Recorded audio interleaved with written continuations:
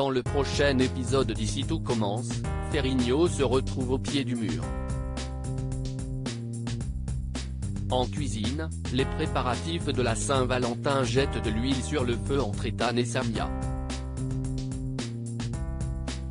Attention, les paragraphes qui suivent contiennent des spoilers sur l'épisode d'Ici tout commence diffusé lundi soir sur TF1. Si vous ne voulez rien savoir, ne lisez pas ce qui suit. Lundi 23 janvier dans Ici tout commence. Ferrigno va-t-il déclarer forfait? Clotilde Desroses convoque Ferrigno. En tant que présidente du jury du championnat, Clotilde va organiser une conférence de presse dans l'après-midi pour expliquer le déroulement de la suite du concours. Les dernières épreuves auront lieu mercredi et jeudi, tandis que la remise du trophée aura lieu le vendredi avec un cocktail. Les sœurs Armand obligent Ferrigno à déclarer forfait pendant cette conférence de presse.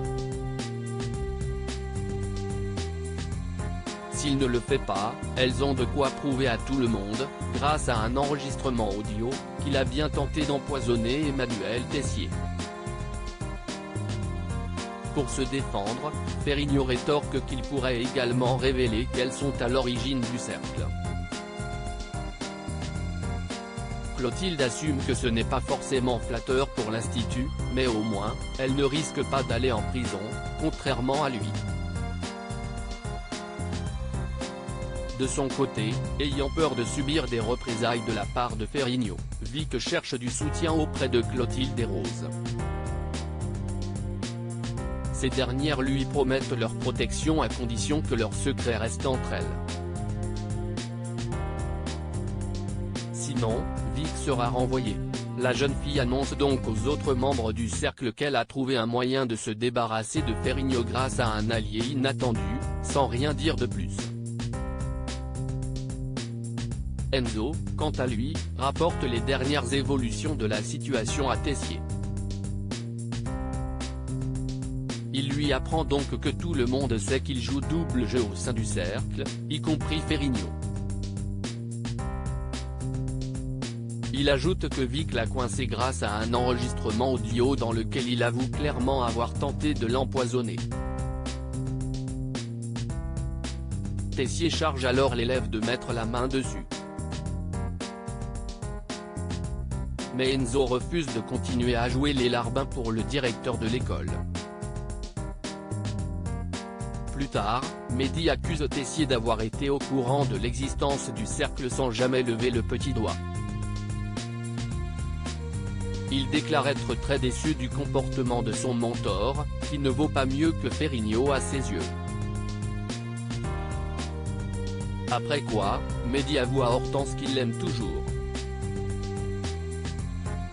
Le couple se retrouve enfin et s'embrasse passionnément. Pendant ce temps, Clotilde informe Emmanuel et Théo que Ferrigno va déclarer forfait pendant la conférence de presse. Tessier s'insurge car il voulait vraiment écraser son rival en cuisine. Mais Clotilde ne cautionne pas le règlement de compte. Même Théo est vexé de constater que son père estime que sa victoire contre Ferrigno serait bien plus prestigieuse qu'une simple victoire contre lui. Durant la conférence de presse, Ferrigno déclare donc qu'un problème personnel le contraint à partir à l'étranger dès jeudi. Tessier propose alors de déclarer le championnat d'une journée. Les épreuves auront donc lieu mardi et mercredi, juste avant le soi-disant départ de Ferrigno. Face à l'insistance et aux provocations de son ennemi juré devant les journalistes, Ferrigno accepte de relever le défi en affrontant les Tessier dès le lendemain. Ethan et Samia sont sous pression. Jasmine fait valider le menu de Saint-Valentin à Jude pour le double A. Ce dernier n'est pas très convaincu par le Waterzooi, qu'il associe à un plat plutôt hivernal et familial. Samia défend son plat en expliquant qu'il a une vraie histoire associée à son histoire d'amour avec Ethan. Jude valide son idée à condition qu'elle la rende un peu plus sexy. Samia revoit sa recette avec Ethan. Sans s'en rendre compte, elle se montre particulièrement hautaine avec lui, notamment lorsqu'il lui suggère d'ajouter de la truffe dans son émulsion de jaune d'œuf. La tension monte à tel point que Jasmine est obligée d'intervenir pour jouer les médiatrices.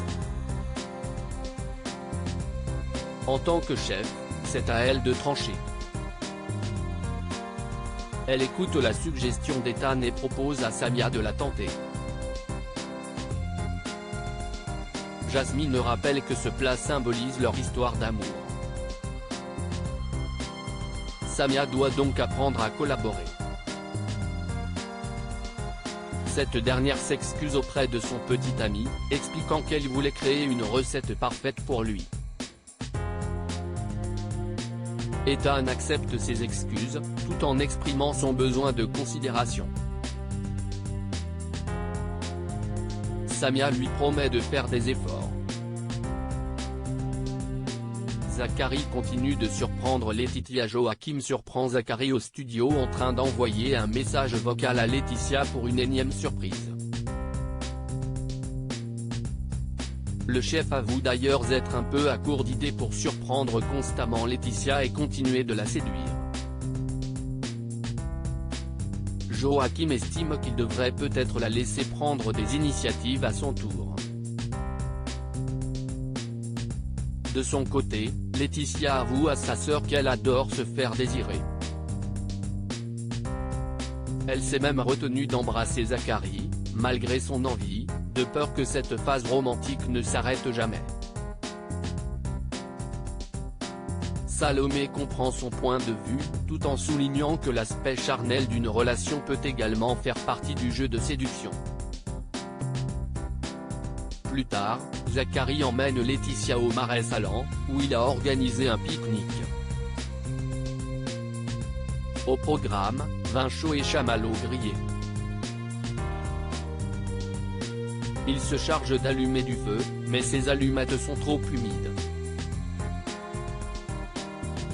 En panique, Zachary s'apprête à aller en chercher d'autres. Mais Laetitia le retient auprès d'elle et lui demande de l'embrasser. Suite à quelques baisers, Zachary avoue qu'il préfère maintenir leur relation telle qu'elle est, sans se précipiter. Alors que Laetitia lui suggère au contraire de passer à l'étape supérieure, il affirme vouloir attendre.